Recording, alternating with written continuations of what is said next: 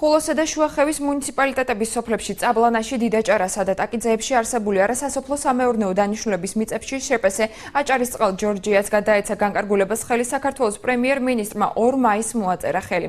პირობის მიხედვით ნაკვეთების სარგებლობისთვის კომპანიამ 99 წლის განმავლობაში ყოველწლიურად 1 ლარი უნდა გადაიხადოს. განკარგულება ირაკლი ღარიბაშვილმა Clean Energy Invest-სა და შეპესე აჭარისწყალ ჯორჯიას შორის 2011 წლის 10 ივნისს გაფორმებული შეთანხმების შესრულების მიზნით გასცა, რაც ჰიდროელექტროსადგურის ფუნქციონირებას ითვალისწინებს. აჭარის მთავრობაში პრემიერის განკარგულების შესახებ ინფორმაციას არ ფლობენ, ამბობენ, რომ მოსახლეობასთან მოლაპარაკებების პროცესი გრძელდება, თუმცა განმარტავენ, რომ შეთანხმება მხოლოდ სოციალური პროგრამების განხორციელების კუთხითაა დარჩენილი.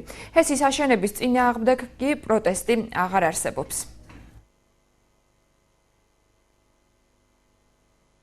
Რამოდენიმე სოფელთან დღესაც მიმდინარეობს მოლაპარაკებები მოსახლეობასთან. პრინციპულად იმაზე, რომ ჰესები უნდა აშენდეს, ყველა ვთანხმდებით. შესაძლებელია რამოდენიმე მოსახლე ამათ სოფელში იყოს, რომელიც კატეგორიულად ეწინააღმდეგება, თუმცა ბუნებრივია ეს საერთო სურათს ვერ ცვლის.